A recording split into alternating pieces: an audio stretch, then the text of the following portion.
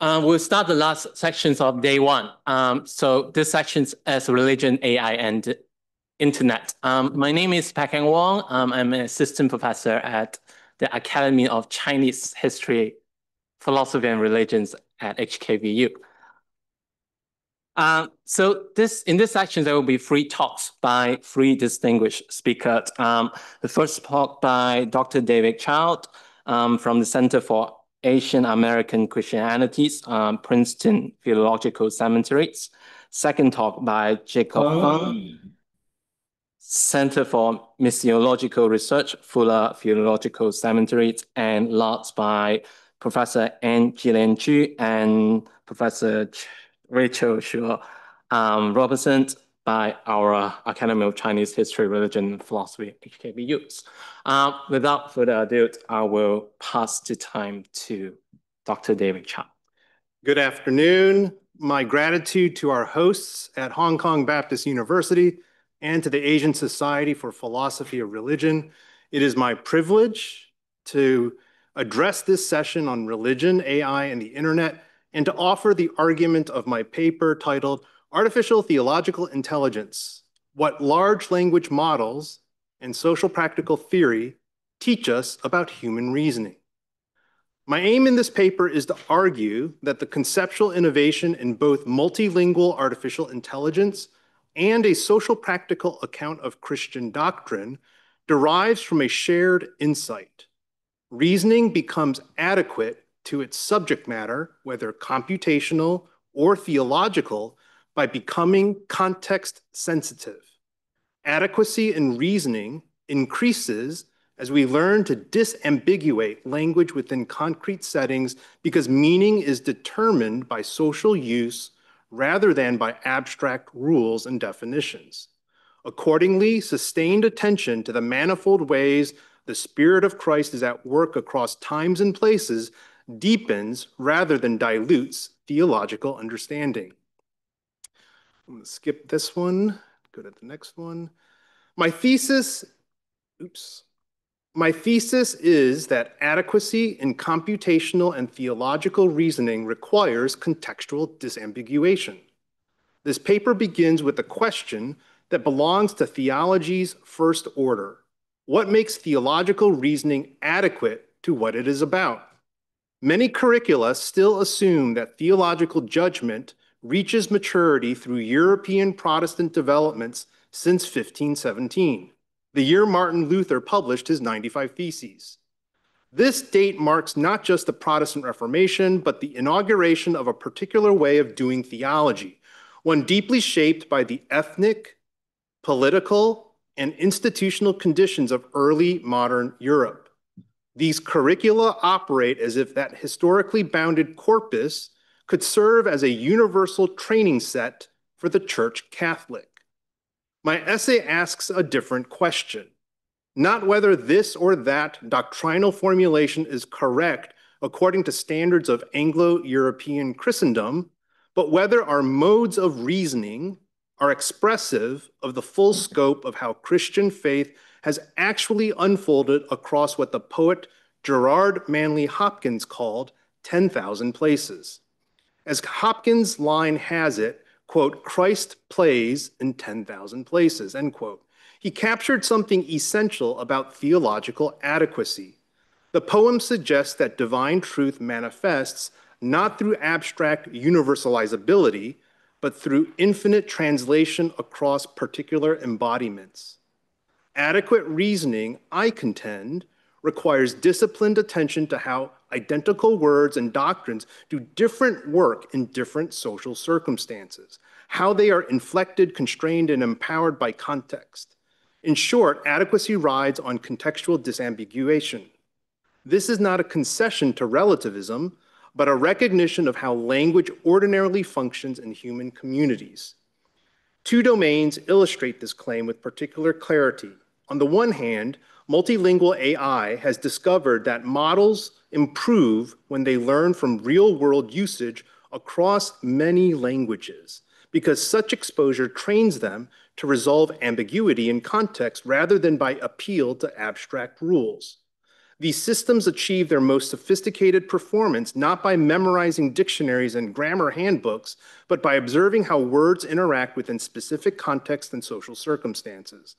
On the other hand, a social practical account of doctrine shows that theological concepts acquire their meaning and power within communal practices, what Wittgenstein called forms of life, so that fidelity requires attention to how language functions on the ground. The comparison is methodological, and it is heuristic for understanding how reasoning achieves adequacy. Let me offer a brief introduction to large language models. They are called LLMs for short.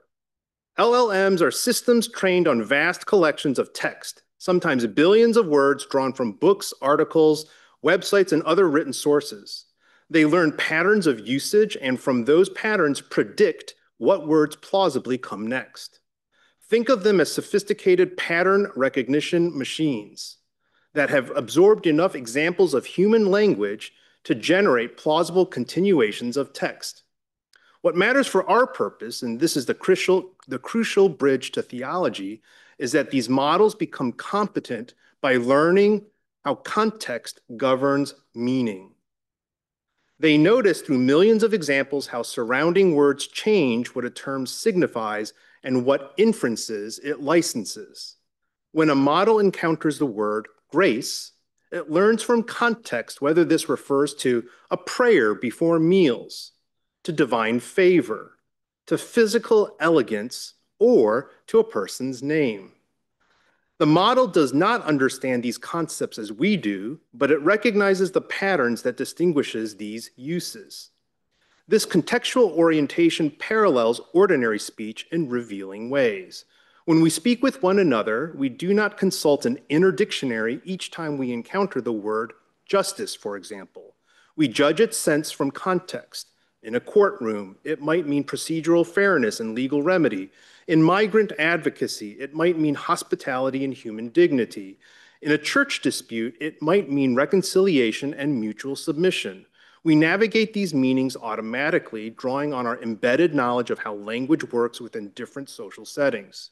In the same way, models trained on naturally occurring discourse acquire a practical sensitivity to usage rather than a stock of timeless definitions. They learn, for instance, that bank near money probably means something different from bank near river. That purely methodological commonality, attention to how words work rather than what they supposedly are, sets up the analogy with theology that I will develop below. Let me now walk you through 3 breakthrough moments in AI research that illuminate how contextual reasoning operates. Each represents a significant advance in how computational systems learn to navigate the ambiguity inherent in human language. BERT, learning from both sides of a sentence. The first moment is BERT, which stands for Bidirectional Encoder Representations from Transformers. The technical name is intimidating, but the insight is elegantly simple. BERT taught models to read both ways simultaneously. Previous systems had processed text sequentially, moving either left to right or right to left through a sentence, like a reader moving their finger along a line of text. BERT revolutionized this by training models to consider context from both directions at once. Here's how it works. Instead of scanning a sentence in order, BERT blanks out a word, we call this masking, and asks the model to predict it from the words before and after. Imagine reading, "The client visited the blank to withdraw money," where the blank needs filling. The word client before and withdraw money after work together to suggest bank. Means a financial institution, not a riverbank or an aircraft maneuver. That simple training trick forced systems to pay attention to surrounding context holistically. The familiar example I just used, "I went to the bank," shows why this matters. If the rest of the sentence is "to withdraw money," we infer a financial institution. If it is to go fishing, we infer a riverbank. If it is to catch my breath after the sharp turn, we might infer an aircraft's banking maneuver.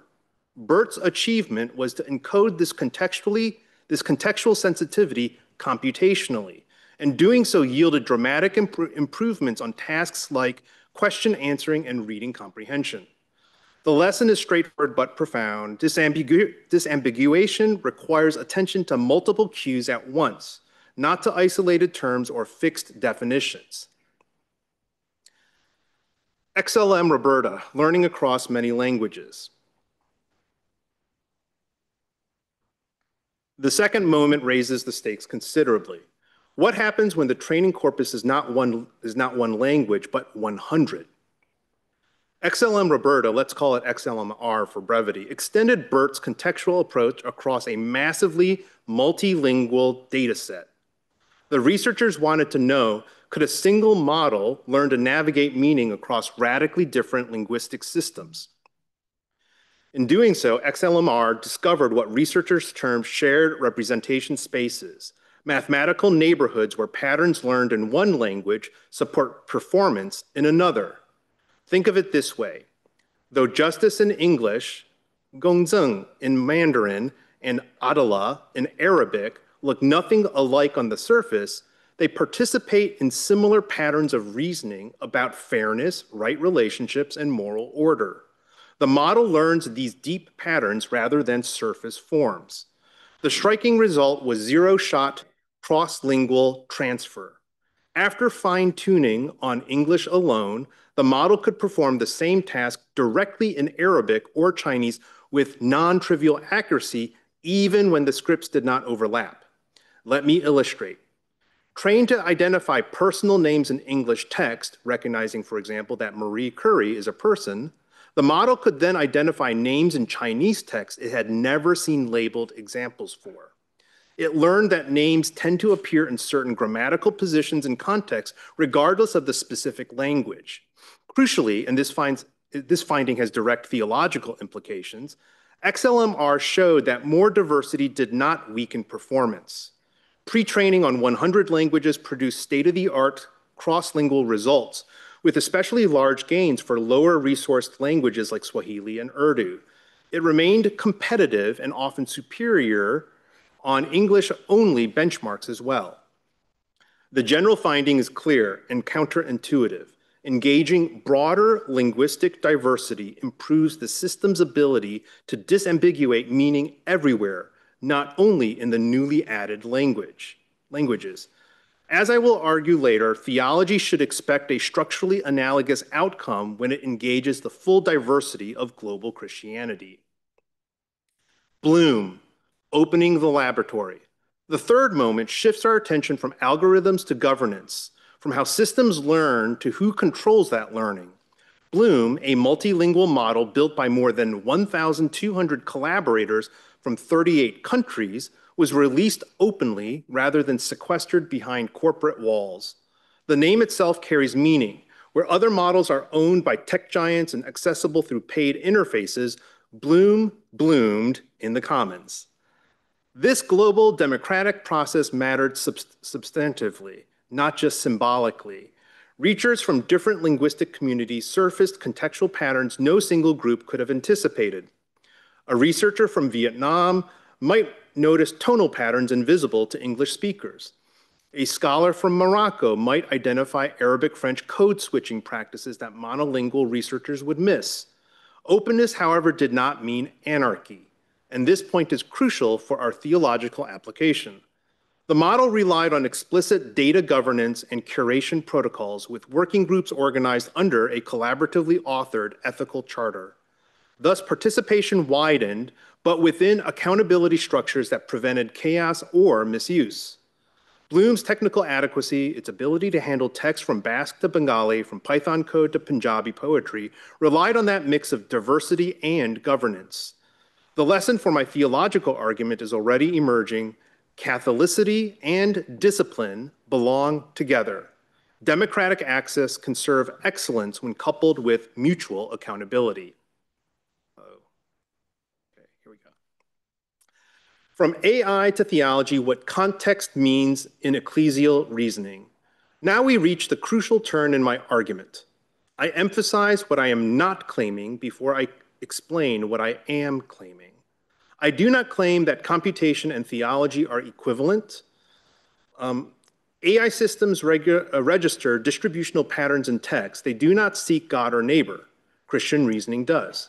Christian theological reasoning emerges from communities of faith-seeking obedient response to divine self-disclosure through prayer, worship, and pastoral engagement with human suffering and flourishing. Yet the analogy is instructive precisely because both domains confront the same kind of problem: how to determine what identical expressions mean and do under different conditions of use. Both must navigate the fact that language does not carry fixed meanings like cargo in a container, but rather acquires meaning through use within particular communities and contexts. The comparison helps us see the logic of contextual disambiguation without collapsing truth into use or devotion or devotion into data. Here's the payoff in theological terms. First, on a social practical view, Christian doctrinal concepts take on meaning and power through their role in inferential relationships situated in social practices. Robert Brandam's philosophical work helps us see that to confess the Trinity is not only to confess a premise about God's nature, but to infer authority, neighbor love, and hope. The same confession may therefore do different work in different communities, not because truth is relative, but because inferential application requires wisdom. Let me illustrate through an intergenerational example from Asian American church life. First-generation congregations shaped by immigration experiences and cultural preservation needs often accent divine sovereignty in ways that legitimate separation from worldly accommodation. They reason from God's transcendence to the church's call to maintain distinctive holiness. Second-generation ministries, shaped by different pressures of bicultural identity and adoption of mental health norms, may accent grace and healing, cultivating emotionally candid communities where vulnerability is not weakness, but discipleship. Third-generation believers, more integrated into American society and aware of systemic injustices, may foreground divine justice and inclusive love, pressing toward public solidarity with marginalized neighbors, including Black and queer communities. These differences are not inconsistencies or deviations from orthodoxy. They are context-indexed applications of the same confession. Each generation draws different but legitimate inferences from the shared premise that God is Father, Son, and Holy Spirit. The adequacy of their theological reasoning cannot be judged by conformity to a fixed and single standard, but must be evaluated by how well their applications serve faithful witness in their particular circumstances. Second, my paper proposes a triadic account of adequacy that prevents this contextual sensitivity from collapsing into relativism. First, semantic pragmatic adequacy, speech that does the right work in the right place within recognitional practices where communities can recognize faithful reasoning across even across differences. Pastoral adequacy, teaching that bears fruit of consolation, correction, and sanctification in the actual lives of believers. And third, apostolic adequacy, uses that conform to Scripture as public criterion of Christian judgment. All three belong together. To secure one or two while neglecting the third is to fall short of genuine theological adequacy. Third, attention to global diversity improves discernment rather than diluting it. As multilingual training improved cross-lingual performance in AI, sustained engagement with world Christianity helps theology perceive the full range of scriptural implications that different communities have learned to enact. The question is not whether a professor outranks a pastor or whether academic theology trumps congregational practice. Rather, it concerns sites of reasoning and the forms of accountability they entail. Why should frameworks forged in Anglo-European institutions set theology's default horizon when spirit-attentive practical reasoning is also happening in Chinese house churches navigating persecution? or Burmese village congregations discerning faithful witness amid military oppression. These are not peripheral expressions of Christianity awaiting validation from the center, but faithful expressions of the one gospel doing its work in diverse contexts. Apostolicity, understood as going on in the same way as Jesus, by the Spirit, through the Word of God, makes global difference a criterion of adequacy rather than a problem to be solved. Let me now offer two concrete illustrations of how contextual disambiguation works in actual Christian communities. These are drawn from ethnographic observation and demonstrate why attending to context enhances rather than compromises theological understanding. Campus ministries. Second-generation Asian American campus ministries provide a helpful example. These fellowships often speak of community, authority, and spiritual formation, but the inferences tied to those words differ markedly from those in first-generation immigrant congregations. In first-generation context, shaped by centuries of hierarchical thinking and collective identity, community may connote deference to elders, preservation of family honor, and clear role expectations. Spiritual formation in these settings often emphasize discipline, emotional restraint, and the subordination of individual desires to communal harmony. Authority flows clearly from elder to younger, from parent to child, from pastor to congregant. On campus, however, these same theological concepts undergo contextual transformation. Community may instead signal mutual vulnerability, democratic participation, and chosen family for students experiencing isolation. Formation may involve developing habits of emotional candor, learning to name and process trauma, and discovering God's presence in mental health struggles that first-generation contexts might stigmatize. Authority becomes more dialogical, with students expecting to contribute to communal discernment rather than simply receive instruction. Such ministries must discern which inferences under Scripture's rule build up the church in their setting.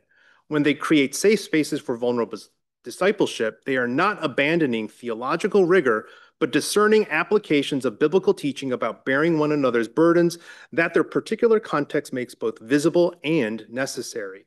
These are not deviations from orthodoxy, but faithful adaptations that uncover biblical applications otherwise obscured. Church hurt. We must also name the shadow side, how theological concepts can wound when applied without contextual wisdom. The phenomenon of church hurt, psychological and spiritual harm resulting from rigid applications of doctrinal teaching, illustrates what happens when communities fail to practice contextual disambiguation. Consider how concepts like submission and holiness function across different contexts.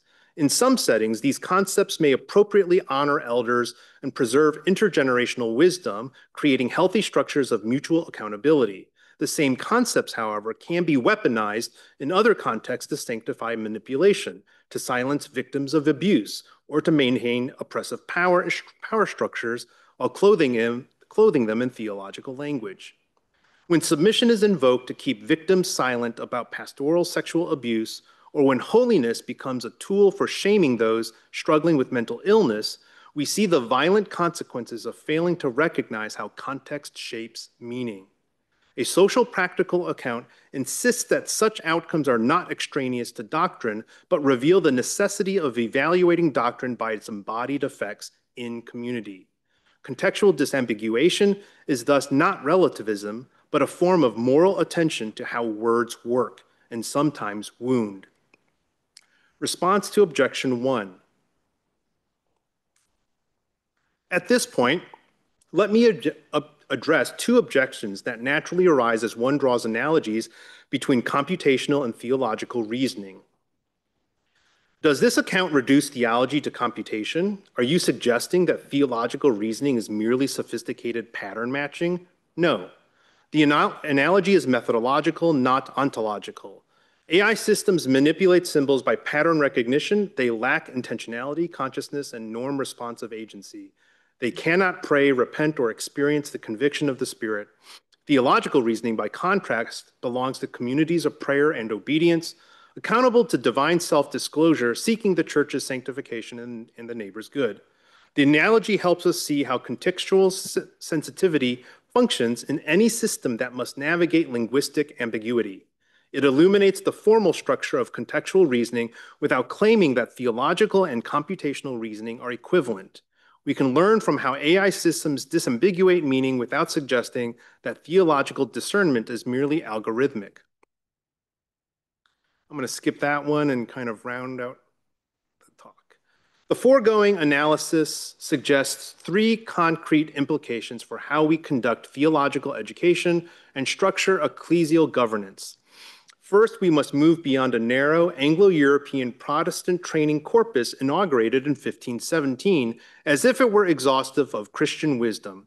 When seminary curricula treat Augustine, Aquinas, Luther, and Calvin as theology proper, while relegating Chanute of Atrip, Walata Petros, Zhao Zichen, and Gustavo Gutierrez to contextual theology, they implicitly claim that European thought is universal, while everything else is not.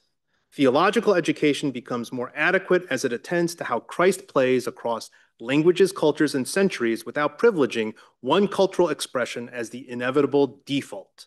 Second, educators should cultivate contextual disambiguation as an intellectual and spiritual virtue.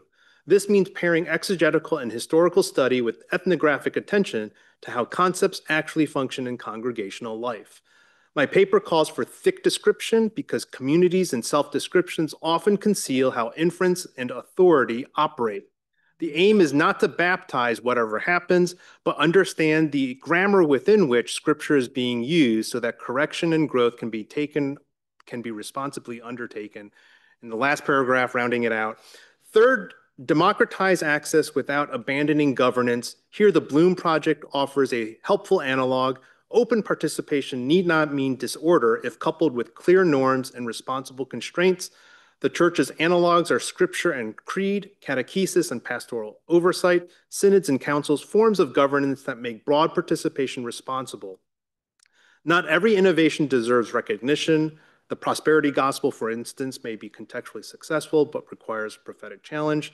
And discernment demands criteria, biblical fidelity, practical fruits, and mutual recognition. And those criteria, too, require contextual interpretation so that one stream's habits do not masquerade as universals. I have a conclusion here.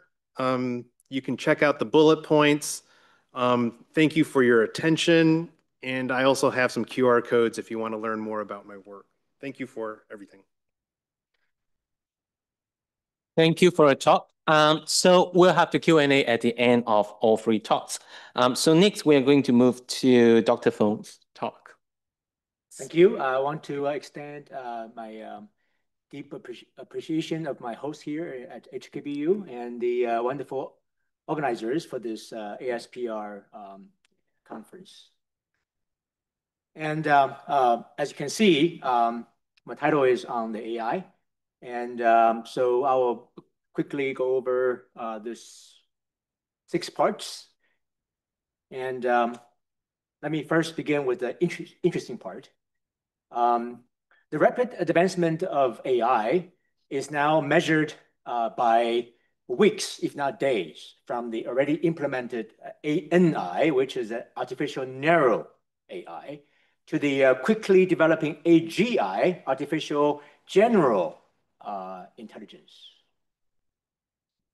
Working. Okay, thank you. With the audacious vision of ASI, artificial super intelligence. Technological progress, notwithstanding its overly optimistic tone, poses a serious challenge to religions. Religious scholars have engaged with AI in the past many years, mainly in the sphere of morality and ethics. However, there has been a lack of response to the ANI, AGI, ASI framework. So the goal of my paper is to take up the challenge of AI and consider it an opportunity for Christianity and Taoism to have a heightened interface and interdisciplinary dialogue to highlight a Christian doctrine of human nature in the process of divinization. By analyzing the popular framework with its inherent embodiment of evolution from the lens of divinization that has been deeply embedded in Christianity and Taoism, this paper argues that each stage of the intelligent framework can be brought into a meaningful dialogue with Christian theology and Taoist thoughts to uplift our understanding of certain dimensions of human nature. And the definition of AI bound, typical of which is the one defined by the study panel of the 100-year study on AI of Stanford University, namely that AI is, quote, a science and a set of computational technologies that are inspired by, but typically operate quite differently from the ways people use their nervous systems and bodies to sense, to learn, to reason, and to take action, end of quote. And based on this definition and many others, it has been noted that human construal of AI is inextricably associated with the being and action of humans, since humans act as a model for the production of AI. There are two categories and three types of AI. The two categories consist of weak and strong. Under the category of a weak AI is one type known as artificial narrow intelligence, or ANI, and under the category of strong AI are AGI and ASI. And ANI is trained and focused to perform specific tasks and to directly follow its commands. It has no autonomy or freedom to do anything other than the strict parameters of its algorithmic program's command. AGI is a proposed state of cultural evolutionary development in AI, where a machine would possess intelligence as broad and advanced as our own.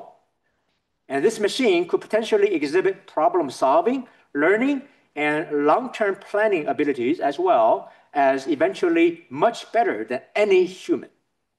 ASI represents a level of intelligence that surpasses the cognitive abilities of any individual human, or even the combined intellect of all humanity.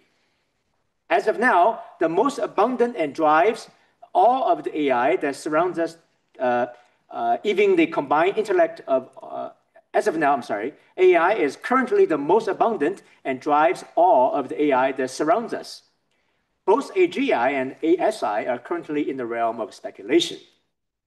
What is interesting, perhaps disconcerting, is the AI experts likening strong AI to gods. In his book with the title, Building a God, Christopher DiCarlo states, and I quote, "In many aspects, such an entity ASI would seem godlike to us. It would possess unparalleled knowledge, think with lightning speed, execute tasks rapidly, and solve complex problems almost instantaneously.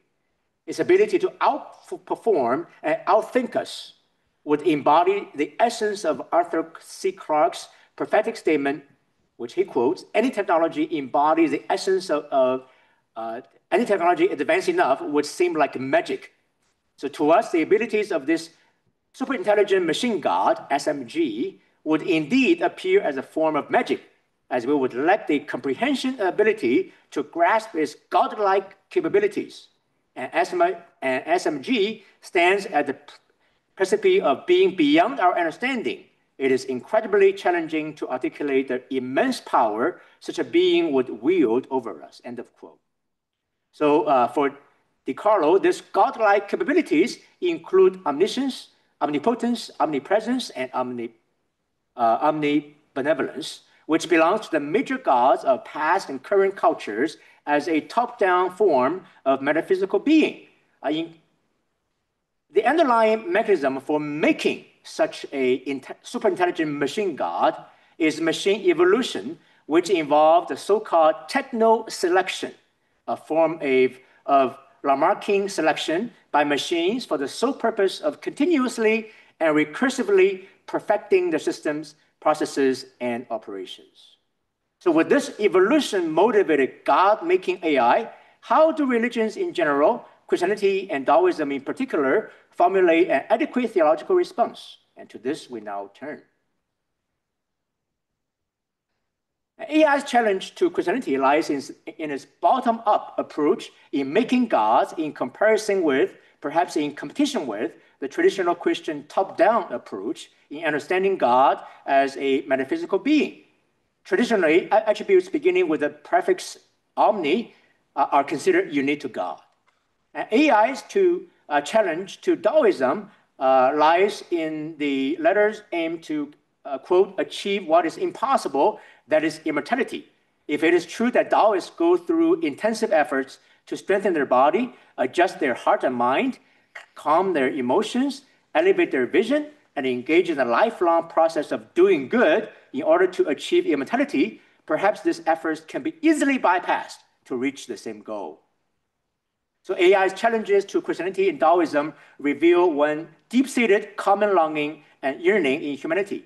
Namely, humans possess a deep realization of their own limitations and finitude, be it in wisdom, strength, health, and power. Therefore, there has been a common pursuit, whether it's through pure imagination or through lifelong endeavor, to overcome these natural limitations. Unfortunately, that's the end of the fun stuff. Now, let me proceed to human nature from the lens of ANI, AGI, ASI framework. ANI, we mentioned that already we're using that daily. For example, Apple's Siri, Amazon's Alexa, IBM's Watson, and Tesla's full self-driving, which I driving almost every day in the USA. They are the examples of ANI, and these tools have greatly improved humanity's quality of life, reflecting human beings' status as, quote, God's co-creators, whose purpose is to be the agency acting in freedom to birth the future that is most wholesome for the nature that has birthed us, the nature that is not only our own genetic heritage, but also the entire human community and the evolutionary and ecological reality in which and to which we belong. Exercising this agency is said to be God's will for humans, end of quote. As God's co-creators, humans create AI. Simultaneously, AIs transform human nature and human life. For Jung Yoon Kim, this idea between humanity and technology is not a new one. It's not a new thing at all. In ancient China, technology was expressed in craftsmanship. I've noticed that the word jiang appears in the Tao Te Ching twice, where the phrase 大将, a great artisan, is mentioned twice in chapter 74, both in a very positive tone. Interestingly, craftsmanship in particular and technology in general have been largely despised in Confucianism and Buddhism, but not in Taoism. Such an observation aligns with that of Joseph Needham, noted for his monumental Science and Civilization in China, who argues that of the three major Chinese philosophical systems, he finds Buddhism destructive, Confucianism a hindrance, but Taoism conducive to the development of scientific thought in ancient China. Needham perhaps goes too far in claiming that, quote, China without Taoism would be a tree of which some of its deepest roots had perished, end of quote.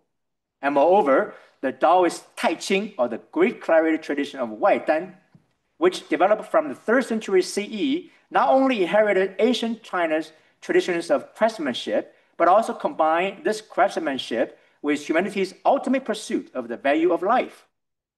Ge Hong advocates that core practice of Wai Dan involves remolding and transforming natural objects through crafts and technologies, enabling humans to absorb energies from the external world in order to achieve immortality. Tao Hongjing, on the other hand, continued Ge's craftsmanship in Wai Dan practice by firmly believing in human creativity in craftsmanship. Tao Hongjing produced profound and innovative scientific accomplishments. In the West, philosophers of technology have already explored the mutually shaping process between humanity and technology. And here I mentioned Donna Haraway's new terminology called nature culture. And Nicholas Malone and Catherine Overton, they borrow from Haraway's term nature culture and explained it as I quote, as nature culture, a synthesis of nature and culture that recognizes their inseparability in ecological relationship that are both biophysically and socially formed, end of quote. And Kim applies this symbiotic and symbiotic relationship between human nature and culture, both to the co-creative interactions between AI and human nature, to the relationship between AI-assisted human culture and the Earth. A logical inference based on Kim's insight is that when human beings are viewed as God's co-creators, the post-anthropocentric understanding of human evolution entails that not only humans, illustrated by Taoist emphasis on craftsmanship, but also non-human companions, including human artifacts such as AI, can be referred to as actors or perhaps co-creators. And AGI and embodiment. To achieve AGI, the development of embodied AI stands as a fundamental avenue.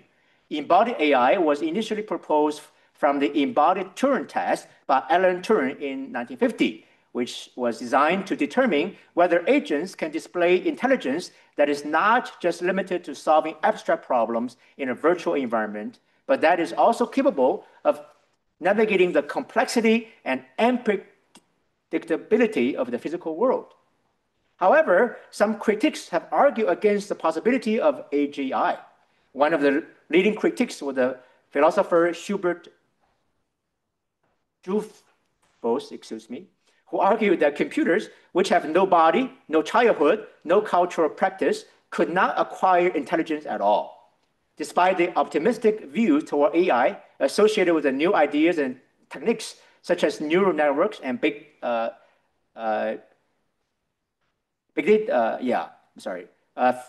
Vigilant Bruckner revives Dreyfus' obsolete objections and suggests that AGI, quote, is in principle impossible, and that it is not just a question of time. What that has been realized sooner will be realized later, end of quote. One of his important rationales for such an argument is to follow Dreyfus that, quote, computers are not in the world, in the sense that they do not grow up, belong to a culture, and act in the world, and that they will never acquire human-like intelligence. In short, the real problem is that computers are not in the world because they are not embodied. Without being involved in the debate whether or not AGI is feasible, AGI calls attention to the embodied nature of AI and humanity. For Riccardo Manzotti, the rise of embodied cognition, articulated in various schools of embodied, embedded, extended, and enacted cognition, which is referred to the 4E, has offered AI a way out of traditional computationalism. Manzotti identified two approaches to embody AI, a weak form on the brink of functionalism, and also the strong form, often corresponding to autopoietic, friendly inactivism, suggesting the body-world interactions constitute cognition. The ontological issues of these two approaches include circularity, phenomenalism, mentalism, and disguised dualism. Pertinent to this paper is his contention that many key notions in embodied cognition and embodied AI do not require embodiment, and that, quote, the body is just a physical object, which seems to be the case if one is a physicalist, end of quote. So instead of embodiment, Manzotti suggests in-worldment, which, quote, takes into consideration the radical hypothesis that the body is not the point of origin of one's mental processes, but one of the physical circumstances that allow the occurrence of that set of events or objects that are one and the same as one's mind, end of quote. This view is also dubbed the mind-object identity, namely the identity between the mind and external object. Veli-Matti Karkkainen explains how the anti-reductionists seek to establish the possibility of mental causation, top-down or whole-part causation. For Manzotti, these positions are still very speculative, and he asks, quote, why should a process be different because it is part of a living organism rather than part of a mechanical system? However, equally, if not more speculative, Manzotti's position betrays his atheistic value system in that he denies the moral and spiritual dimension of human nature. In addition, Manzotti asserts, quote, minds are not embodied, and they are one and the same with relative worlds. And this is in sharp opposition to the central claim of cognitive linguist George Lakoff and philosopher Mark Johnson's theory of embodied cognition. By embodied, they mean the mind arises from and is shaped by our bodily structures, experiences, and environmental interactions. Manzotti's view is a continuation of the computational view of the mind, which is regarded by Alderman as, quote, one of the most remarkable misunderstandings in the history of science. Therefore, it cannot stand the scrutiny of the much empirical evidence presented by Lakoff and Johnson, who contend that their theory of embodied cognition is biologically plausible and grounds meaning in experience. In Taoism, when tranquility, an important universal principle in Taoist thinking and a vital aspect of cultivation, is considered from the perspective of the body, it has been suggested that the mental emotional tranquility is similar to the natural effort of the body to maintain a physiological state of equilibrium in the presence of change at the whole body level. And Tom Cowham and Jing Lin argue that in alignment with Lakoff and Johnson, Taoists emphasize the importance of the body and the unconscious as a source of cultivation and knowledge. And Taoists hold that the virtues are rooted physically in the body. And Jing, Qi, Shen, or essence, pneuma, and spirit, quote, are three of the main notions shared by Taoism and Chinese culture alike. They are often referred to as the three treasures, Senbao, an expression that immediately reveals their importance and the connection among them. The Taoist concept of the wholeness of the body, 混元体, has been considered as an essential thought in the integrative holism of the Chinese philosophy. The Jing, Qi, Shen trio, as an embodiment of Tao, can be likened to an anthropological trinity, mutually depending on and support each other in unity. In general, it is observed that Chinese ontology does not fit in well into the categories employed when describing Western philosophy, monism, dualism, or pluralism. Everything is qi, but it configures into the many objects of reality, including humanity. In keeping with the embodied nature of human mind, Christian scholars such as Nancy Murphy and neuropsychologist Brown advocate non-reductive physicalism, or to be exact, non-reductive neurophysiologicalism. Quote, we're our bodies. There is no additional metaphysical element such as mind or soul or the spirit. But this physicalist position need not deny that we're intelligent, moral, and spiritual.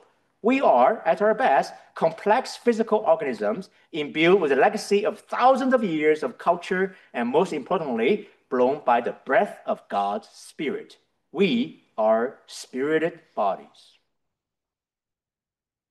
And let me skip and to the next section, ASI and immortality.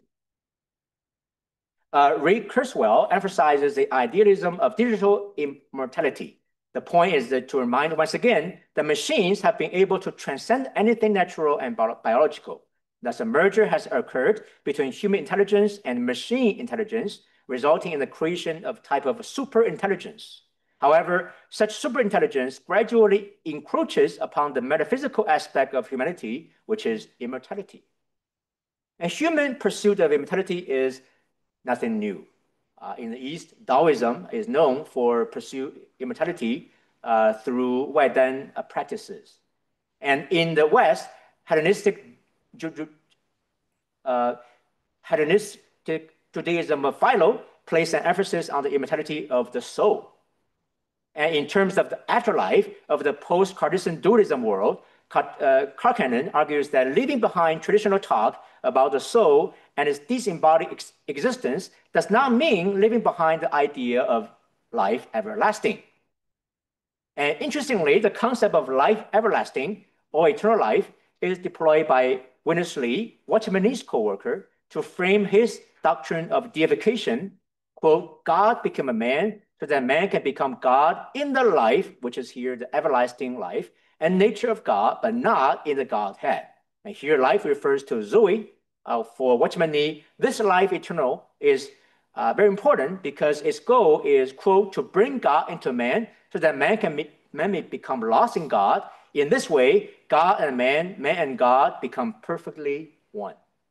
And similarly, some Orthodox theologians notice that AI in theory, AI often highlights AI's potential superiority over humans and sometimes bordering on deification. So they also critique the so-called the deification of AI. In addition, this kind of deification with Gnosticism as a creeping objective suggests that, quote, an algorithmic entity with increased knowledge would be of greater value than humanity, overlooking the spiritual entity, the spiritual dimension of humankind as created in the image and likeness of God. The issue is further exacerbated when an artificial entity or algorithm based on its cognitive value makes decisions for humanity, end of quote. And because being a constructive theologian, my conclusion is toward a constructive theology of human nature. And I offer perhaps just the final conclusion, 3 points. The first is a trio framework in general, and AI in particular, coupled with Taoist emphasis on craftsmanship, reveal humanity not only as God's co-creators, but also the mutual co-creatorship between humanity and technology. And second, AGI, with its deep yearning for embodiment through embodied AI, brings our attention to human embodiedness. By referencing Taoist and Christian understanding of human nature, a tentative proposal is that in overcoming the concept of monism, dualism, and pluralism that are strongly influenced by Western philosophy, perhaps human nature can be viewed as a multidimensional psycho-pneuma somatic unity. And third, lastly, ASI exhibits the human quest for immortality. By comparing notes with Taoist cultivation for longevity and the Eastern Orthodox account of deification, the constructive theological anthropology may do well if it considers human longing to overcome death by turning an eye towards God's eternal life, culminating in deified humanity. Thank you very much.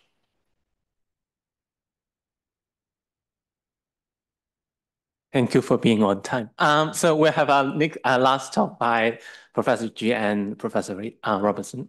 Thanks. Thank you. Thank you very much for having us. Thank you to all the participants for staying to the end of the day on jet lag. I know a lot of you. We will keep to time, I'm sure. We're talking today about joys in online religious spaces. And Gillian and myself have been working on this specifically in the context of Hong Kong Christian communities. Gillian comes from a background more in theology and theological, sociological approaches to theology. I'm more of a philosopher, and my interest is in philosophy of technology. And this is our attempt to bring some of our expertise together to look at this context. Now, when you heard the idea of religion, religious community, and technology, especially something like social media, perhaps when you hear those things together, what comes to mind might be very divisive arguments. Angry people taking things personally, arguing with each other. That might be what we initially associate with religion and technology, or religion on social media. So there's a specific question that we start off with. How can joy be possible for online religious communities? And in the background, there's also a more general problem within theology, especially Christian theology. How can joy be pursued and even commanded, as it is in the Bible, for example, when psychologists and others who study joy today consider it to be among the hardest emotions to control? And perhaps in our own experiences, we can know that positive experiences like joy are highly susceptible to pathological forms like Schadenfreude, which is taking pleasure in the pain of another, and opposites like despair or indifference. And you might think of different ways in which those forms come out, especially on social media when you're doom scrolling at 2 a.m. in the morning. Not much joy there, maybe. But we think this is an important question, given that joy has this central role. It's a command. And so we want to bring together our backgrounds in anthropology, positive psychology, sociology of religion, and look at this specific context of the online communities of Hong Kong Christians to see what we can learn in response to these two questions, the specific one, but also this more general theological puzzle in the background. Now, just to give you some background theory, what are we working with when it comes to joy in the first place? Now, I want to recognize that when I say joy, it can mean a lot of different things. And I don't want to say that there's only one kind of joy. But for the purposes of this paper, what we're interested in is this understanding of joy, an intense feeling of fulfillment and a recognition of a deep alignment between some good in the world, oneself, or others. So that's a kind of very rich notion of joy. It's not just any happiness. It's not just a fleeting feeling. It has certain elements to it, which makes it an experience of joy rather than any other kind of positive emotion. Now, if we start with that understanding of joy, the first thing that I want to point out is that it has these cognitive and emotional elements to it. So in terms of the cognitive element, it involves this recognition. So it involves some sort of construal, particularly a positive construal of an object. So you take joy in God, you take joy in an event that's happened, you can take joy in people. Joy is how I perceive things, perhaps, as Miroslav Volf points out. He considers joy to be a perceiving of things as given to us as unowed. There's this cognitive element to joy in that it has an intentional object and a positive evaluation of that object in it. Another aspect of this cognitive element, not from theology this time, but from positive psychology, an area of positive psychology called broaden and build psychology, considers the purpose of joy. In the context, there's a lot of studies of the purpose of negative emotions. So feeling pain or fear seems to have quite a clear explanation. Why do we feel that? So we can get away from danger. But psychologists have wondered, what is the purpose then of positive emotions? They don't seem to have such an immediate impact or benefit for us. But Barbara Fredrickson and others within this tradition consider that positive emotions, and especially joy, have a more long-term positive impact on us in that they can contribute to the building of new skills and knowledge. So the kinds of playful, joyful activities that we engage with when we are feeling joy lead to experimentation, to playing around, and to eventually finding out new things and building new skills. So that's the cognitive element, drawing from some different approaches. There's also an emotional element. There's a feeling of joy, an intense feeling of fulfillment. And again, drawing from some of this broaden and build theory, we can identify certain elements that might be associated with the emotional part of joy, a feeling of seamlessness, flow, creativity, safety, and freedom, and so on. So if we just start with that opening definition and identify those two elements, the first thing that we're starting off with is this model of a kind of virtuous cycle of joy. So although I noticed at the beginning, joy seems very hard to directly control or just to obey the command to rejoice, to just summon up a feeling of joy. If we can support the emotional elements and cognitive elements of joy, those kinds of activities and structures that support those elements could then result in the experience of joy. And why is it a circle? Because the more that you experience joy, the more you'd like to then be motivated to engage with those activities, to sit within those structures that then in turn support those elements of joy again. So there's this kind of, we postulate there's this kind of virtuous circle that you can get for this kind of joy. So that kind of brings us back to our opening question then. How can joy be pursued and obeyed in obedience to the command to rejoice? especially in the online context, which seems very difficult. Our initial suggestion based on this structure is that there are certain activities and structures that can be conducive to the cognitive and emotional elements of joy. In the background of this general question, you could think about rituals prescribed in the Bible alongside commands to rejoice. But we're thinking more generally about the online context and what activities and structures supporting the elements of joy could look like, and also what are the sort of barriers to joy. So that's our initial model of joy that we're working with. And Gillian will now talk about the context that we're examining through this lens. Thanks, Rachel. And so we'll be looking at using the model of eventful sociology. We're identifying a series of milestone events that can help us sort of define what a community is and the sort of changes that it's gone through.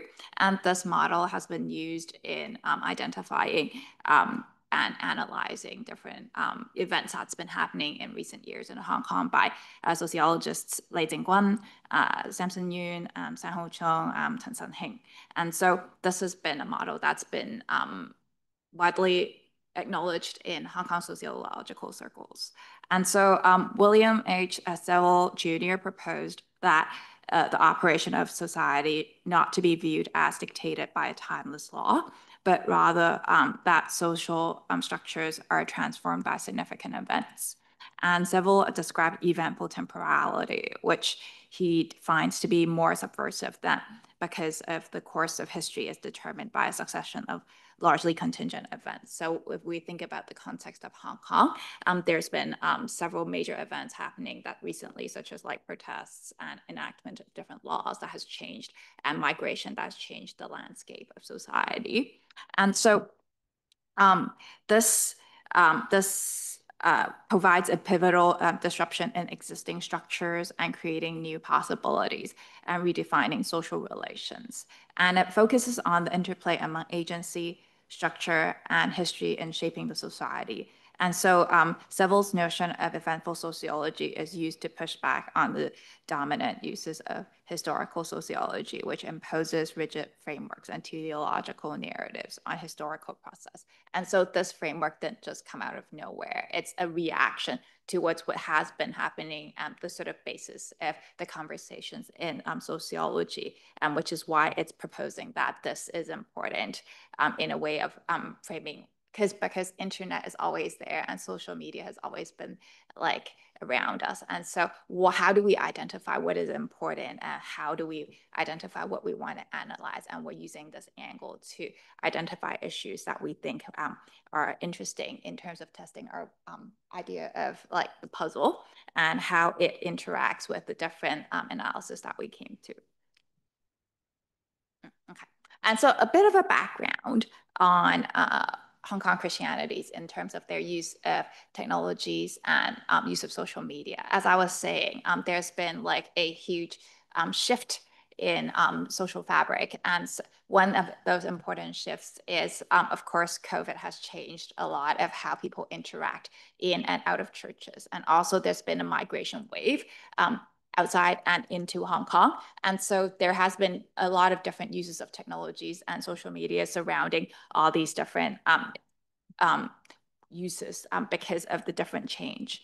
And so following the latest wave of migration, because of the British National Overseas Visa from 2020 onwards, Hong Kong Christian communities make frequent use of latest technologies, such as like social media movements, such as like hashtag Delta movement, and also like using YouTube channels, like having KOL, key opinion leader, creating accounts. So they were just your average Joes, but then they created an account and they collected attraction and became part of this conversation.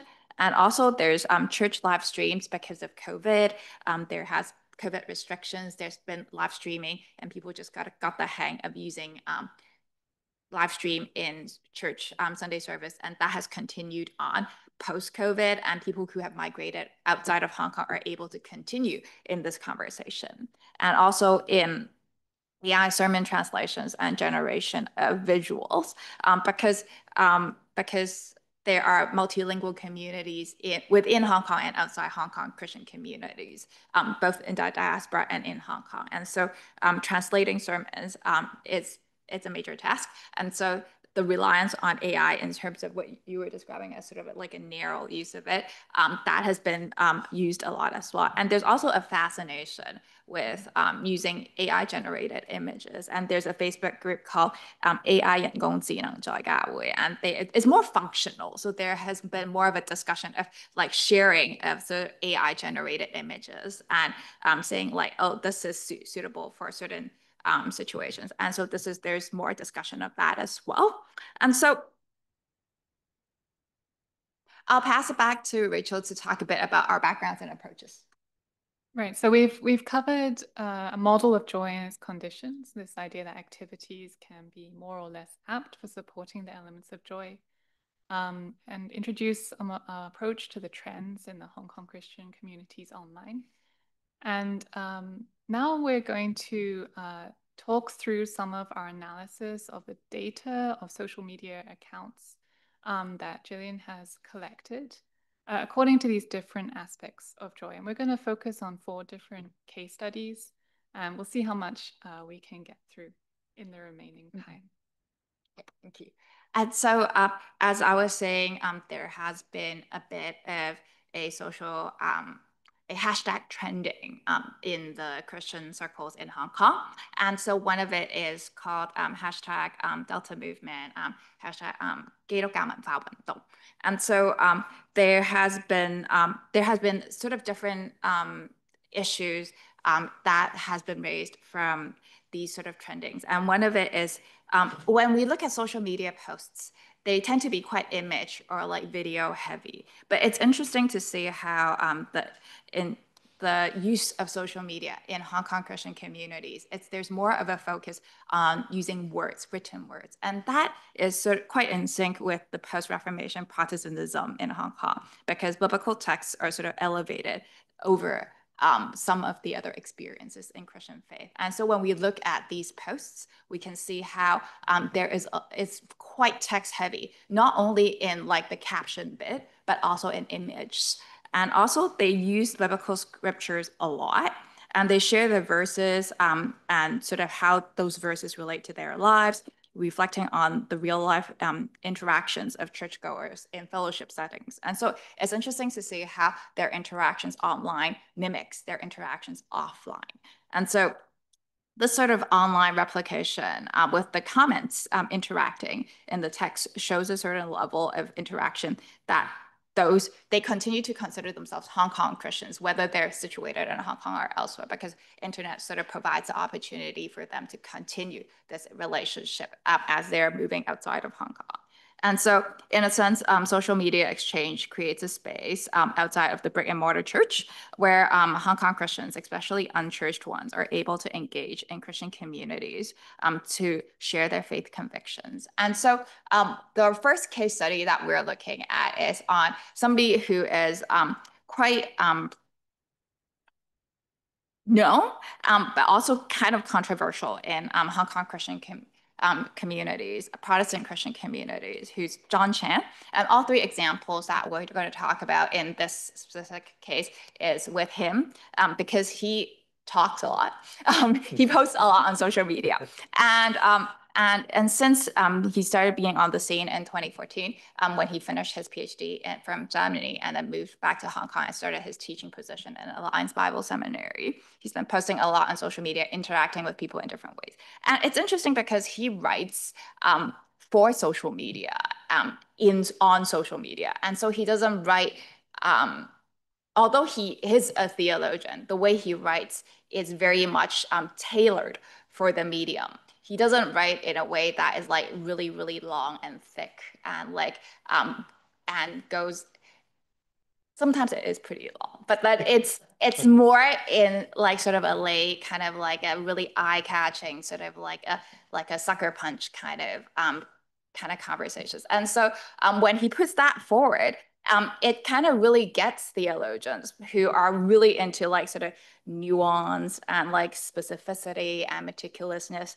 And so the way he writes is more for a general audience, but he writes with the identity of a theologian, which is why there's sort of a disconnect in that. And so in the first case, he was giving an example in an article where he was talking about Dietrich Bonhoeffer's consideration as he left Germany. And I'm using that to discuss whether Hong Kong pastors should be leaving Hong Kong at the juncture in time. And so that sparked a lot of conversations on Facebook. Rocky Young, who is a doctoral candidate at the University of St. Andrews, Keith Chan, who is a professor at Shandong University, among others, wrote lengthy discussion online. And so some of those responses were published subsequently in a Hong Kong Christian newspaper, Christian Times, and they also invited John Chan to provide further responses. And so because I mean, it's common for academics to sort of dialogue with one another, and all the three people I've cited are all academics. But there was actually a lot of people just commenting like a one-sentence comment beneath, or they were just sort of sharing this post and then like wrote a sentence and then their friends posted in the comment section.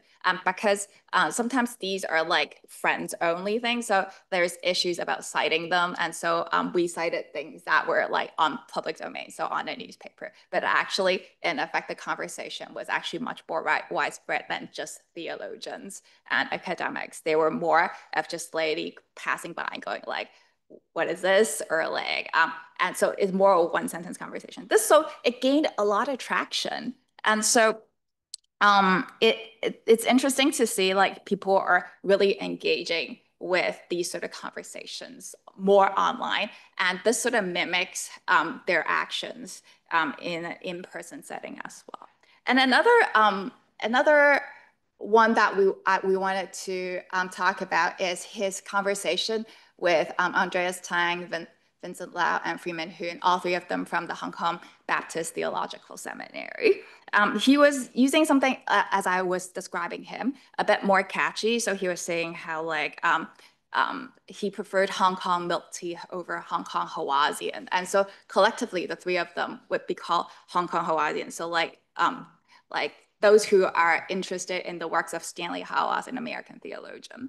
And so the sort of wording is quite provocative. And so the three of them responded in a theological way, and so wrote like a 10,000 word essay. And so this created a lot of conversations between them and all the other people surrounding them as well online, both in the public and in private domains.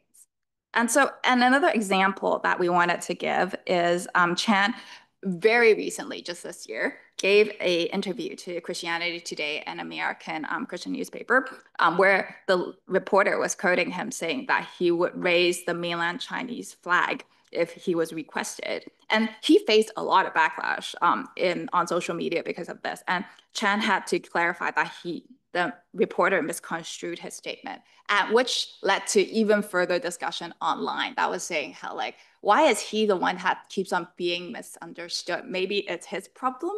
And so there were like a lot of conversations on that as well. And I'll let Rachel talk a bit more on the analysis. Yeah, so amidst all this discussion, I think we just wanted to note two things. First, we did note that there are significant barriers to joy. I think with this kind of ongoing discourse between star theologians, laity, people posting on Facebook, the tone could be overall quite negative, quite aggressive, or even provocative. We suggest that in some ways, the recognition of the intentional object, especially in this case, other people, as they were responding to each other, seems less defined in this online context. There's a kind of spatial and even temporal distance as people reply to each other on a Facebook post. And it seems harder then to navigate differences and easier to come to extremely negative construals of others. But on the other hand, we want to note this other trend where there's a lot of experimentation, new interactions and ideas. As Gillian noted, with people who are not within traditional circles of theological authority or institutions, able to respond to each other and interact with ideas. And so we see something positive here, and there's a kind of community and intellectual life, a development of what is becoming a uniquely Hong Kong theological space. So amidst all this, we ask, is it the responsibility of the poster to make themselves understood? It's important for Christian communities here and others who use social media to think about how these dynamics interact with the power dynamics of online religious spaces. So from that, we'll lead on to a second point, which is about creativity and freedom. And quite often when we think about theologians or those in the sort of generating theology, we think of people who are within institutions. And so like maybe academics, maybe like pastors, they're pastors. And so, but more recently, there's been more of an emergence of bottom-up like leaders. So one that we were thinking about is Michael Danziman, who just recently finished his PhD at the University of Birmingham in their Department of Theology and Religious Studies, and he's now created an independent theology teaching forum, which is at hashtag if you want. Life Seeks Understanding. And then he offers paid workshops and free Spotify podcasts and Patreon articles and different ways to provide his personal theological reflections as a Hong Kong theologian in England at the times of transition for our Hong Kongers. And there's another theologian, Andrew Gabel, who graduated from the University of Glasgow, again, in their Theology and Religious Studies department with a PhD. And he's also a philosopher of religion, and he's also freelancing and has worked in church administration and after assuming a full-time academic position. And he often writes his theological reflections on Facebook group, fan page, as well as on Christian Times. And so in a sense, there's both push and pull factor. So academic jobs, as we all know, it's really hard to come by, and like its current atmosphere, it's not easy to find an actual position, and so there are a lot of people in between times when they're between jobs, they're still able to engage with community through this platform of social media. They're able to create attraction and and allow their voice to be heard and theologizing, and that this has been a great way for them to take advantage of the potential opportunities and providing them with the chance to form different imaginations of alternative to traditional routes into ministry and academic careers. And so churches and academia are no longer like a monopoly of outlet of theology. And so social media has been able to provide them with this platform. And as I was thinking about this, well, not all of you are from Hong Kong, but I'm sure you can think of an equivalent. So for example, in Hong Kong, there's a YouTube performer called Kelly Jackie. And so in 2004, 2005, she just randomly had a biggest hit ever. The song is equivalent called like he's asking me on a date to Disney, basically. It's a trending song at the time, and she's basically a nobody. She just sort of popped out of nowhere, and it's a really it's a earworm kind of song. Don't Google it right now. And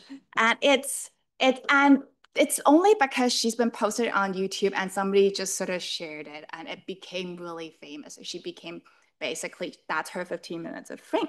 And she eventually became a full-time performer. And so this has also kind of led on to an academic track as well, where academics no longer are bounded by being within academia. Sure, universities, seminaries still has a lot of power and say in terms of how the theologizing is going for it. But there's also a bit more of a leveling playing field because of social media and the prevalence of it. And so I'll let Rachel continue. We have to. Given the time, you have to summarize. Okay, we'll do that. This will be the last one we talk about. Okay, sure. Yeah. So in this case and in the other case studies we mentioned in our paper, we see a kind of, again, tension between opportunities for joy where there's these ways of forming different imaginations into ministry and contributing to academic discussions of theology, kind of ease and freedom and creativity in the face of adversity. But also, we recognize that there are significant offline hardships which encroach on the online spaces, and it can go towards inhibiting a sense of ease and freedom. And in the remaining case studies, I think we explore this further. We look at church leaders who encourage their online followers to go offline to help with outreach sessions, for example. And then also we think about people who do not engage with online debates online, the idea of silent onlookers versus those who find spaces in social media to express doubts and to conduct debates about religion too. So seeing this model of joy, that there are structures and activities that can promote or hinder the elements, the cognitive and emotional elements of joy, we think that there are interactions and structures of this highly online community of Hong Kong Christians that both feed into and inhibit this cycle. But I think our overall message is that we do see a uniquely Hong Kong theological movement which engages in creative ways with issues like social justice, activism, and applying faith to often challenging life experiences. And this is often using those structures of social media to get around the traditional church structures and theological academic structures as well. And these are all elements which we think are conducive to the intellectual, social, and spiritual life of this kind of online, offline hybrid community and to their joy. Thanks. All right. Thanks for all the speakers for their talk. So now the floor is open for questions. If you have questions, please raise your hand. Levi? Hi, this is a question for Jacob. Thank you for your presentations. I think you and I will have a lot to talk about, and I don't want to do all of that here, obviously, because of other time, respect for people's time. I think the end of your presentation, you kind of rushed through, so I might have missed this, and maybe this will be a good chance for you to kind of expand on this a little bit.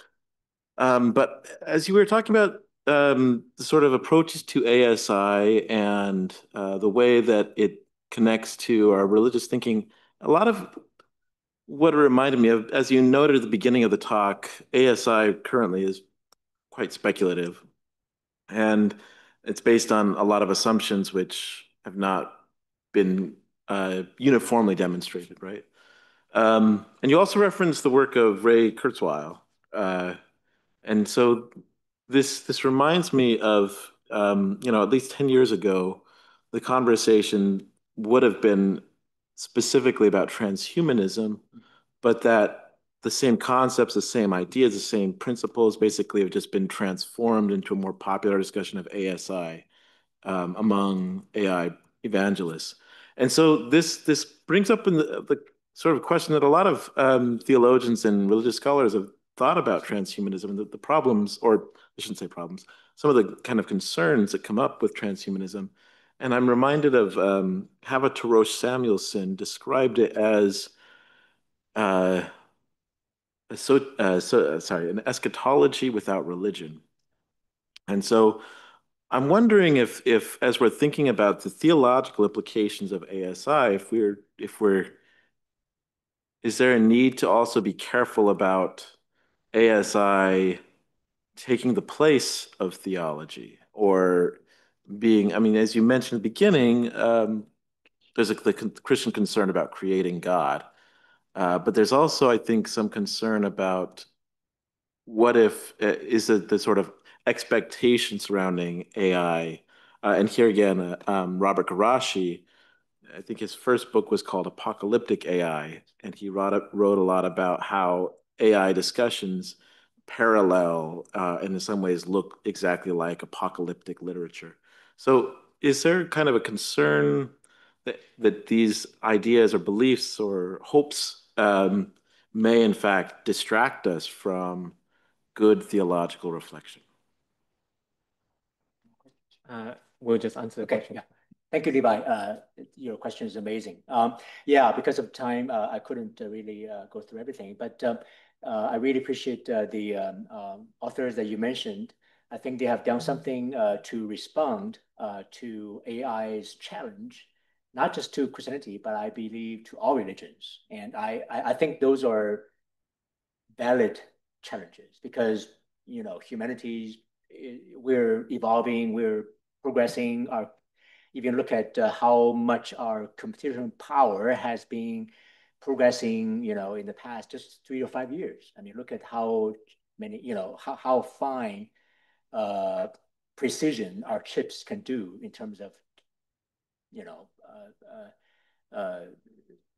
in terms of quantity and quality of algorithm that we're producing. So my article is basically try to formulate a kind of theological anthropology in response to the ANI, AGI, ASI framework, even though I believe, you know, AGI, ASI is very much speculative, but I do believe that they warrant a theological reaction or theological response, perhaps triggering a kind of constructive theological endeavors. So I am aware of the books that you mentioned. I have read them, and but I believe I still have yet to talk to them and have a theological constructive efforts based on those works. So to answer your question, I do believe that we theologians need to take heed of those serious challenges from AI. I mean, just look at how every day we're using them. Perhaps even become a habit, we forget that they actually so much cohabitating with us already. For example, in the US, every day I drive with FSD, so basically AI has been deeply penetrated our human living. So I do believe that to be a theologian responding to crises and challenges, they do encourage us to come up with responsible theologizing efforts. I don't know if that helps or not. Perhaps you and I, we can have more conversation after that. Thanks. All right, gentleman on the right and then lady on the left. Yes, so this question is for Professor Chu and Professor Robertson. Thank you very much for your talk. This question comes from the perspective of social media as much as, I guess, how you find joy in engaging with social media, but also someone who creates social media as well. I'm quite curious as to whether you've looked into the extent to which people engage with, I suppose, things on YouTube or Instagram, and also how that influences the amount of joy someone might get from it. So for example, someone might look at a YouTube video and not comment anything at all. You could imagine that that person enjoys the content, but might not experience too much joy because they're just looking at it for information. Whereas someone might present, maybe like write a short comment, they might express more joy in that because they might say, well, thank you for this wonderful video or whatever that seems to demonstrate more joy. But at the same time, some people seem to engage with people a lot on these social media platforms and get into, as you know, some really full-on debates, which oftentimes might have some really negative and kind of insulting language being used. Is there kind of a degree or some research that you've done as to the extent to which people engage with these social media platforms and the way in which they engage with these social media platforms that leads to kind of either positive or negative results or feelings from that engagement? And also, how can people who engage with social media or present or provide that content, how can the people who provide content manage the way in which people engage with it? So maybe they say, well, let's try not to have those theological debates if that often kind of, you notice that often leads to sadness or insults or anger, or what can the content creators do on their side? Maybe I can start first. I think one thing that we wanted to bring out from all our examinations of these different arguments is that we do feel like people posting regularly who have become these kind of star theologians do have now a responsibility, even if they don't have the kind of traditional formal authority that they would have had in a physical church setting. Just because it's on a different platform and a different way of sharing things. We don't recommend that they stop doing theology, but they do have a responsibility to write in a way that is mindful of who is reading, especially when they direct comments, I think, to other theologians, other people that they know will be reading and wanting to respond. So I think that's one thing that we notice from the side of people posting. There is a kind of new power dynamic, and people might feel like, oh, I'm just a social media spokesman. But because they have such a consistent and large following, and they are also getting traction in traditional media as well, it's a sort of shift in how they should see their role. So that's one thing I've thought of on the side of people posting, the responsibility, even if they don't think of themselves as being a pastor or in a traditional sense. I don't know, Gillian, if you have. Yeah, thank you. And so we didn't get to the third case study where we're talking about silent onlookers. And so I was kind of, as I was thinking about this, because there, as you were saying, there's a majority of them that was just kind of like scrolling on through things and go like, oh, okay, and then moved on to the next thing. And so in a presentation of a different piece of work of mine, on a joint colloquium with Shanghai University and my department, as a question that was asked. So I don't usually quote people just off the cuff because, but this was recorded. So I feel like this has been in the public domain. It's something I can quote. And so Professor Chengwei in that sort of Q&A session, and because I was quoting him, and so he was responding to that as well. And he was saying how like interactions online on social media, for him at least, especially in relation to his work on like cultivating peace. It's not just for the person that he is answering. And so if it were just that one person, maybe they could talk offline or whatnot. But then actually it's for everybody else who's watching them having this conversation unfold. And so when he's talking, he's mindful that it's not just this one person that he's responding to, but all the other silent onlookers looking at how he's positioning himself, like his attitude and also his response as well. And he thinks he has to, as Rachel was saying, like take care of the way that he's representing himself and his theologies through online platforms. And so I think that is actually a very interesting take on how this has been the way of thinking about creating or sustaining, or perhaps a fertile ground in perhaps joy cultivating on social media, because we're not just writing in a way that is sort of like poking people to laugh or whatnot, but more like a place where people could contemplate and as well as being able to engage with others, even though they don't type specifically directly onto that. Yeah. Thank you. Great, thanks. Yeah, ladies, let him go first. Okay. David Kwon, Seattle University, and thanks so much for your wonderful presentation, everyone. And Gillian and Rachel and David Jacob, it's very timely and stimulating topic.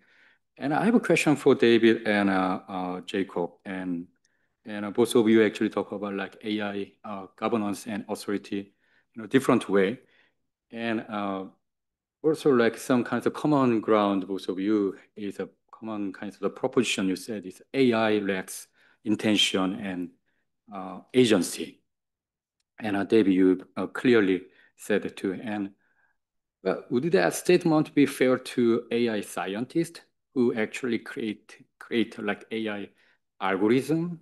Because we say like from a philosophical or a theological perspective, we say about these things a lot. But from their perspective, does that statement is really fair? Or do you guys know, like either of you have by any chance know the like some research on that too, in a way, how AI scientists they see this kind of agency and intention, and when coming to this kind of discussion about authority, and from both philosophical, but spiritual and ethical perspective.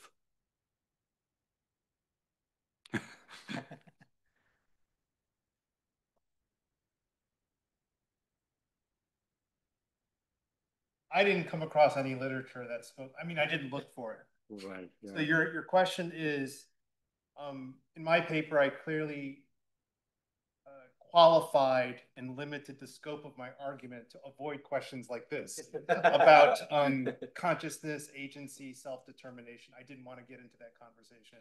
because it falls outside the parameters of what I wanted to claim. I think you raise an interesting question. How do the creators of AI view the agency of their creation? That's what I take your question to be. Right. I don't know. Yeah, I mean, I think I have a similar response as David, but based on my reading, I do believe that when the AI scientists, when they fully employ the engineering improvement in the past many years, especially in the past few years, chip design and computational power and internet, and I do believe they are going beyond scientific and engineering realm where they are, which I believe many scientists do. They will, I mean, of course, they might come up with philosophical speculation based on the scientific work that they're doing. I'm not questioning the legitimacy of this kind of work, but I do believe that the scientists, when they begin to envision AGI, ASI based on the ANI, which is very popular. I already mentioned that. I do believe that they're making a huge, giant leap of philosophical thought. Again, it's speculative, and I do believe that as a philosopher, I'm not a philosopher, but I believe at least as a theologian, we do need to have responsible theologizing just in response and also harnessing their idea so that we can build theological responses in a way that not only address their concerns, but even to progress, right, based on what we have. Thank you. Maybe my fuller response would be to kind of describe the problem I encountered vis-a-vis your question as I was writing my paper. So one of the problems I encountered as I was writing my paper is I'm making a kind of claim of some sort of similarity between large language models and a social practical theory that depends on how language use operates in actual human communities. And then it remains to be, then the question that I didn't want to address, which is what you're asking, is if there's that much similarity, what is unique then about either the human reasoning or the computational reasoning? And then that's when we get into these metaphysical questions about agency, self-consciousness. This is the next realm for AI studies: is what is consciousness, what is agency, what is self-determination.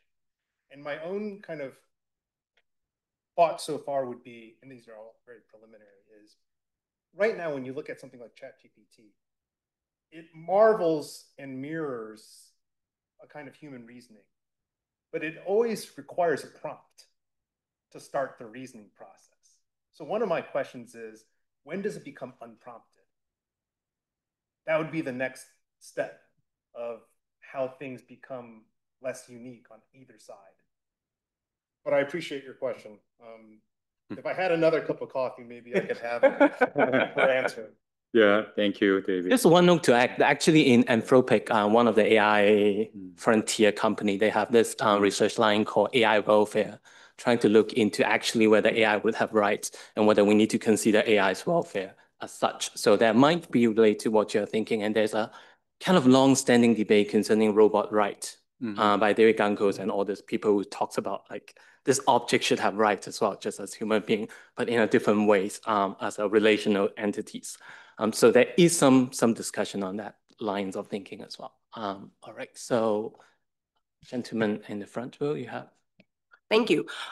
So I'm going to try to get this as streamlined as possible because I have a lot of things to say.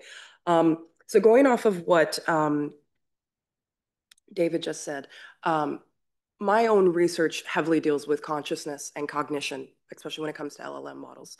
So I don't worry as to what makes human cognition unique or special or really separate from AI, because I don't believe a convergence is possible because human cognition exists in context. So that kind of goes into what I wanted to ask Dr. Jacob. So you had mentioned something about ASI, and first of all, I want to say that your paper is very fascinating, both of you guys. You had kind of done a triune, right, of AI, ANI, and ASI, and I think that's very creative.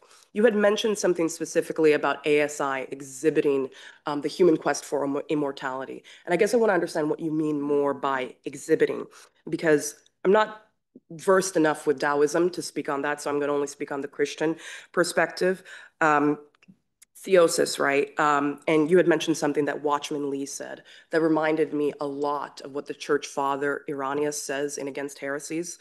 The word of God, our Lord Jesus Christ, who through his transcendent love became what we are, that he might bring us to be what he is himself. So taking theosis a little deeper into theoria, humans come to know what we are meant to be through direct reconciliation with the struggle to be more Christ-like. It is that struggle that makes our faith so important. And I think that connects to what you said about the Dreyfusian contention with technology. Something he says is that the fundamental challenge of technology is its inability to experience human trial, right? There is no struggle to what technology has to do. And that's obviously very influenced by what Heidegger has to say about, right, humans existing in the context of the world. The connection I'm trying to make is that whether you look at this secularly through something like Heidegger maybe, or you look at this through a theological perspective such as church mysteries, we humans live in context, whether it's struggle, whether it's sin, whether it's even just thinking and messing something up in our heads. There's a common refrain, especially in Orthodoxy, right, that we live in this world, but we are not of it. And I don't think personally Heidegger cares about whether or not we think we are divinely originated. But regardless of who you listen to, it's very clear that humans exist in context. What I'm trying to say is ASI cannot sin. It can't make a mistake. It can make a mistake, but it can't struggle. It can't sin. And part of what makes faith so important is that we work to be faithful in the context of a sinful world. So when you say ASI struggles to exhibit human immortality, do you mean it mimics it? It tries to look like it? What do you mean by exhibit? That's what I'm curious about. Oh, thank you so much for the wonderful question. Yeah, based on my understanding of their AI scientists or engineers' vision of ASI, it's super intelligent to the extent that even it surpasses the collective human wisdom. And to the point that they will achieve a kind of longevity. Maybe we might treat it as a sci-fi movie or anything, but my grasp of their vision of ASI is to think about it from the theological anthropological perspective. That no matter how strange their vision might be to us, it reveals our human deep embedded longing for immortality, for godlikeness, for life eternal, for eternal happiness. So, but I really appreciate that you bringing the dimension of sin. And perhaps I'll definitely continue to work on this, revising my article to deal to include that dimension. And you also mentioned Irenaeus and the early church fathers, who influenced the Eastern Orthodox theologians, and also Watchman Nee and Witness Lee, their theological construction is that for those theologians, when they read from the scripture about participating and partaking of the divine nature, to the Eastern theological mind, they're not quite so legalistic like how we are from the West. Perhaps we're too much Protestant oriented. And so the Eastern Orthodox tradition perhaps are inclined more on the union with Christ, right? And partakers of divine nature. And so for them, sin is part of the equation, but not as so defining. So I do believe that ASI, even though it's a dream or speculation, kind of help us to see that dimension of theology, that perhaps we can be balanced in terms of the Western legalistic understanding of salvation towards more, to use Watchman Nee's word, a kind of organic salvation in the soteriological thought. But I really appreciate your question. Thank you. Thank you for your answer, and I'd love to continue this dialogue at some point. All right, so in the interest of time, unfortunately, I know there are hands raised, but we don't have time for that. So you're welcome to talk to the speaker over dinner. So again, thanks for all the talk, and I invite you to applause for our speakers once more. I'm told that we have to end at 18:15, so there will be welcoming dinners. Thank you at last we reached the end of a long day. So thanks for all your